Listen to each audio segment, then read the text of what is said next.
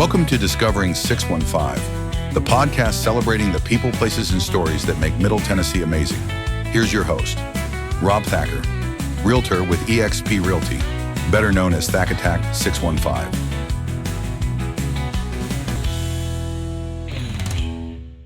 Hey everyone, welcome to another episode of Discovering 615. I'm your host, Rob Thacker, also known as Thack Attack 615 on social media to some of you. And we're recording today from the Gorilla Grappling Jiu-Jitsu Gym in Hendersonville, Tennessee. A big shout out and thanks for them for letting us come and do our podcast here. So my guest today is Sheri Traxler. She's been in the wellness and nutrition fitness industry world for several decades. Yes. And we're not going to say how many. No, I was going to say a few years, or several years, but anyway. Many decades, yeah. And you're also the host of your own podcast, The Real Wellness Podcast, yes, which I've listened to. Guys, you got to listen to it. It's great stuff. So, Sheri, welcome to the show. Thank you so much. Thanks for having me. So let's jump into this. How did you get into nutrition, wellness, fitness, all that? Where did that start? So I'm one of those weird unicorns that when I was in third grade, I knew what I wanted to do. I knew that I wanted to help people stay well. In fact, Mom kept saying, Sheri, do you want to be a nurse? And I was like, no, I don't really want to do that, because in my mind that was more about helping somebody who was sick get well. I wanted to help people who were well perform even better. So from childhood on, that's what I wanted to do. And what got me into doing what I do now is, okay, I did the nutrition stuff, I did the fitness stuff, and I still do those things with clients. But then I realized, well, what good does it do if I say, hey, Rob, this was your workout for the week, this was how you were going to be eating this week, and how'd it go? And you say, oops, haven't done it. So now we need to get into what's going on with the mind and with the environment and all the things that make a habit stick, so that all those great plans that you have actually get done. Gotcha. And on that note, we know that people have made plans. As we know, it's the new year. It's 2026. Yes. And so people are talking about New Year's resolutions with everything, but especially probably Health and wellness, yeah. Health and wellness, right? So what I want to know and ask you this is, how do smart people change habits and stick with them? Because we made a New Year's resolution, and 5 days into it, we broke it, and we keep bouncing back and forth. And so how do smart people do that? Oh, sweet. Let's get into it. This is one of my favorites. And I didn't warn you of this ahead of time. I'm going to use you as an example. Are you cool with that? That's fine. Okay, good. Okay. Oh man, I'm in trouble now. Yeah. So when someone, because you're a smart person, right? See, so it's perfect. Okay. Because you're a smart person. Through doing this for many decades, I started seeing what are the differences between people who make a habit, they do it for 5 days, like you said, and then they stop, but then they get back into it. Because we're all human, we're all going to have something come up. We're not going to do perfectly. But long term, what is it that makes somebody stick with it versus those that don't? And that ended up becoming a framework that now I call my switch framework. So if you're cool with it, I'm just going to run us through the letters. Yeah, let's do it. Okay. Let's do it. I love that. So any habit that you're wanting to make. So Rob, tell me a habit that you are in the... Maybe you've been kind of like, I know you come to this jiu-jitsu gym, right, yeah. So we might use that. Or what is a habit that you are making, wanting to get better at sticking with? Give me All right, well, I'll say this.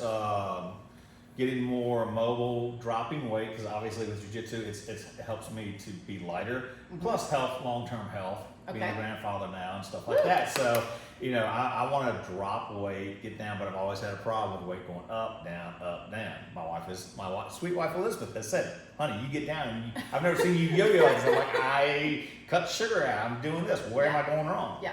Okay, so that is an outcome goal. So actually, let's start there. Okay. That's one of the big things that people, I won't say goof, or how we view things. We'll see an outcome goal of wanting to lose weight. All right. And we try to hold our feet to the fire for that. But you don't have direct control, Rob, over when exactly it happens, how much happens, Right. when, and so Okay. forth. What Well, you that's do interesting. have direct control over are behavior goals. Okay. That's what you hold your feet to the fire. So what is a behavior that you know when you do it helps you long-term stick with weight loss? If I work out. Okay, so your workouts. So let's talk workouts then. So S in the switch framework is you're going to seesaw your benefits and barriers. Okay.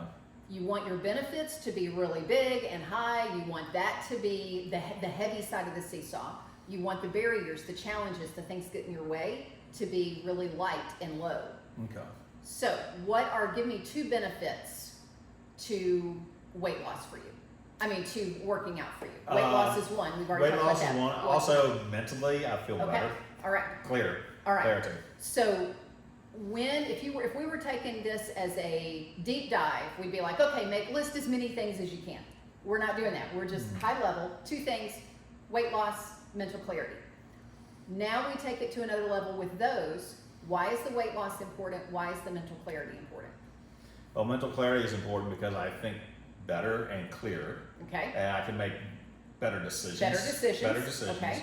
Weight loss is important just for health reasons, long-term longevity for me. Yeah. To be able to stay flexible and continue to do what I love doing, which is being with my family, traveling, training jiu-jitsu, those type of things without injuries. Yeah.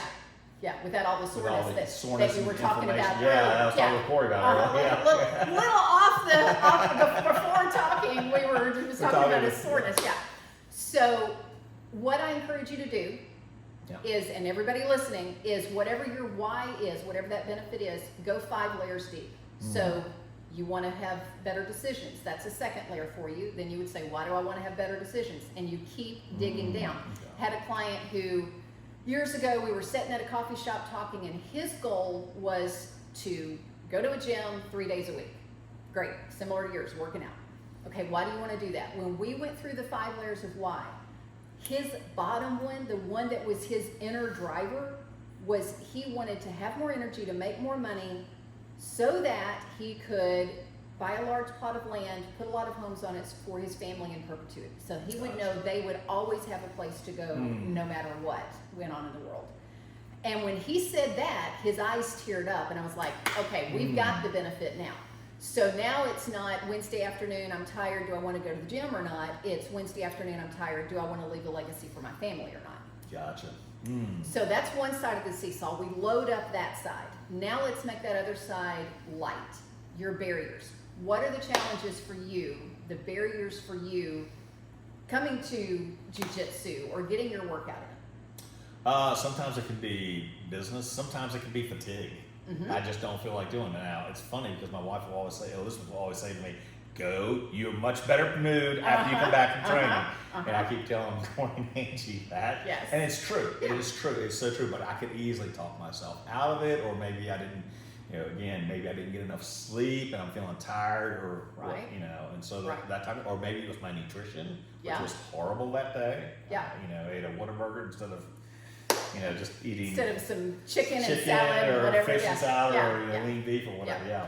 So what you would do, we're not going to take the time to do that right now, but you would list out what are all of the different barriers, what are all those nutrition, sleep, whatever. All right, how do I get better sleep then? How do I make it more convenient for me to get the healthy food in versus the Whataburgers, because I know that makes me feel lethargic in the afternoon. So whatever that is, you figure out how to get around that. That's the S. Now the W. This is probably my favorite considering where we are right now, because it's wow power versus willpower. Too many times I see people trying to go, well, I made this resolution, by golly, I'm going to stick with it, and by the end of January, they're not stuck with it because they're trying to white knuckle their way there. If you find something you love, it's going to be so much easier. Okay.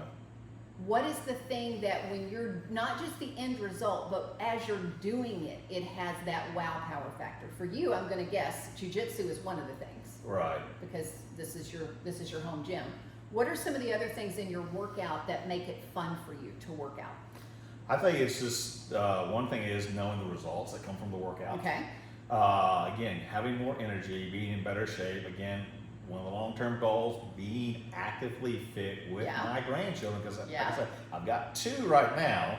My youngest son just got married, so We're about to have some more. There's probably some more on the way. Yeah. I think also it helps me with my relationship with Elizabeth, and wanting to be able to go places and travel. That's one of our long-term goals. So those are fabulous. Mm-hmm. But if those are tied to the results. Okay. Again, the results. Okay. What we want for this one is the process itself, because otherwise it's going to be, I'm laying on the sofa and I'm tired, I can always go do it tomorrow.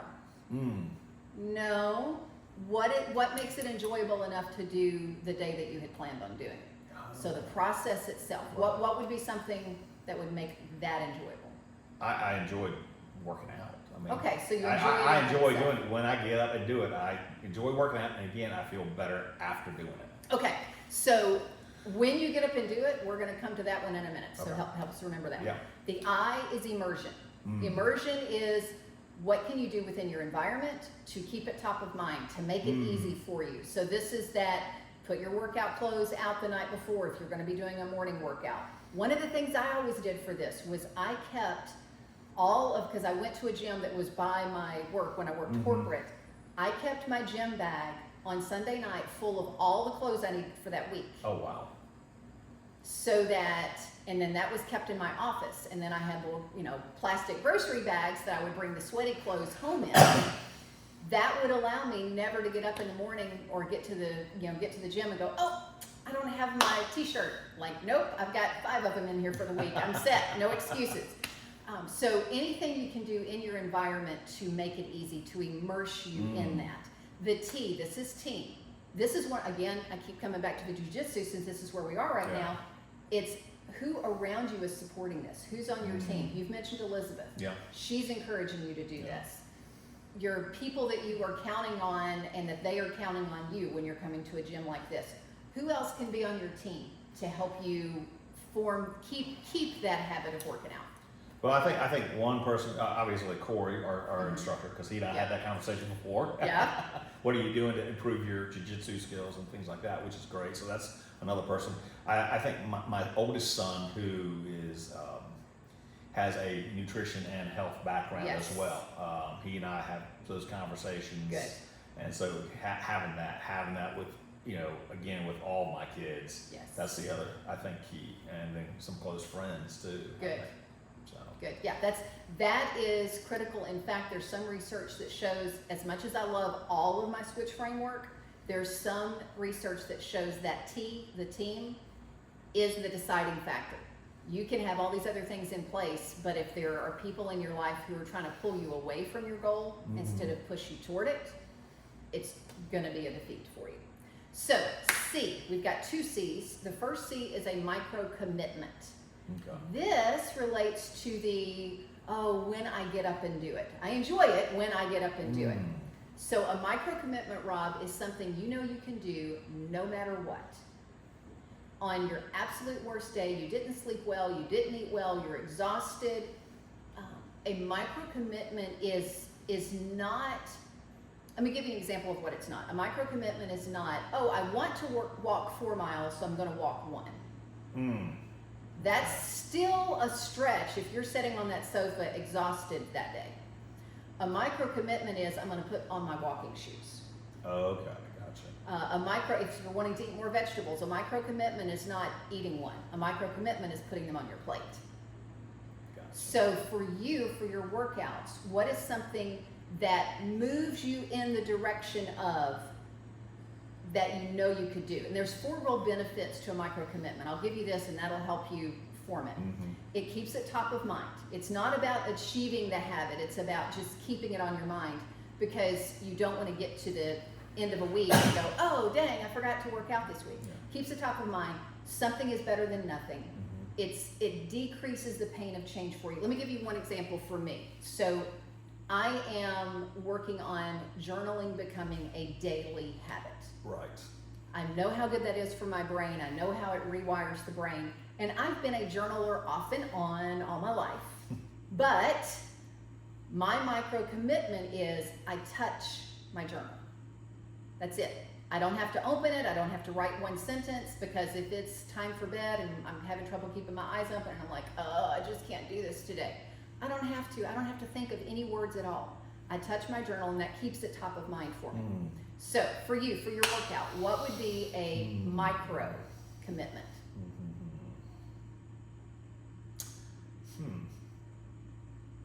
So probably for me, it would be getting on the Airdyne bike.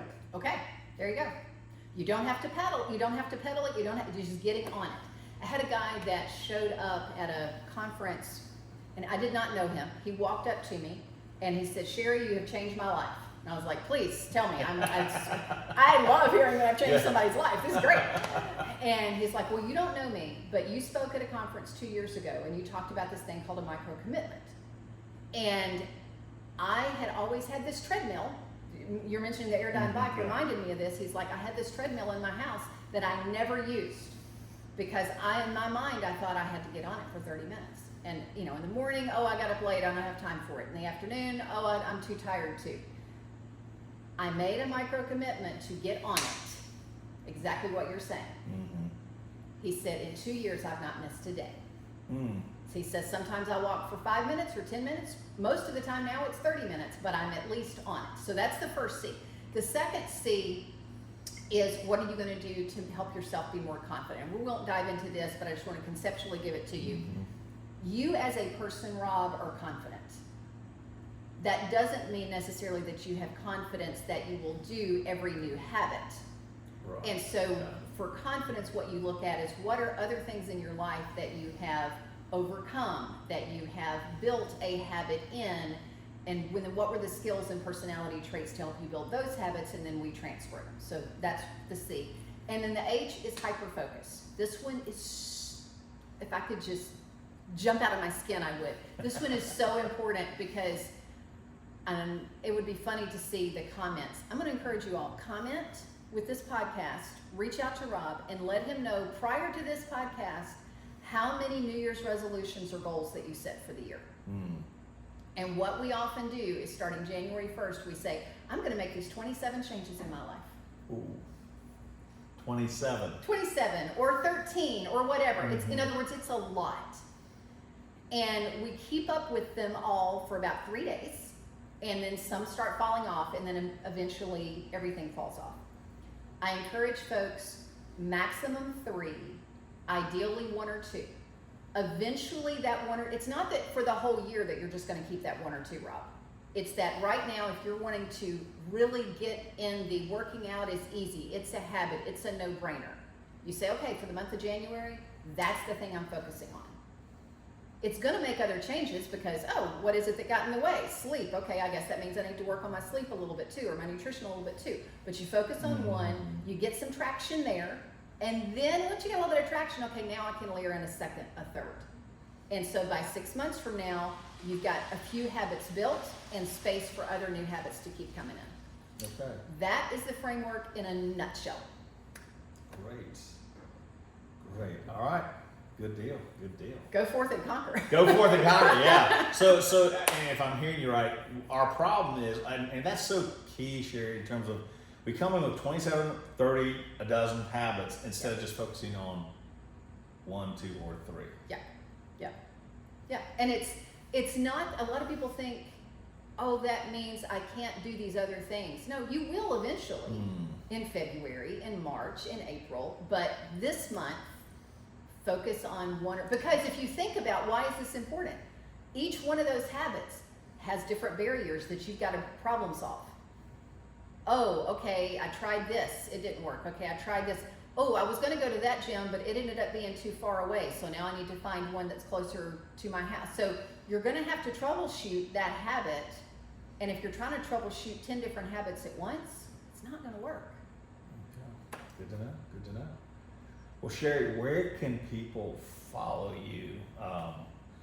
You've got your podcast, the Real Wellness Podcast, that is the big one, yeah. On Spotify. Folks, you need to really check it out. I'm telling you, she does a great job. And it's not, in your podcast, what's amazing is they're not 3 hours. No. One of the things I determined was, my podcast is for busy professionals unless it's on a weekend that they're just hanging out, they need a 10, 15, 20-minute episode, and they need to get a takeaway from that they can apply that day on something in their wellness. And some of my episodes focus specifically on each of these switch framework pieces, and I do a deep dive on each piece. Same thing with nutrition, exercise, those kinds of things. So real wellness is a big one. I'm heavy on LinkedIn, so follow me there, connect with me there, reach out to me. Facebook, Instagram. On Instagram, I am The Vireo Life. That's the name of my company, TheVireo Life.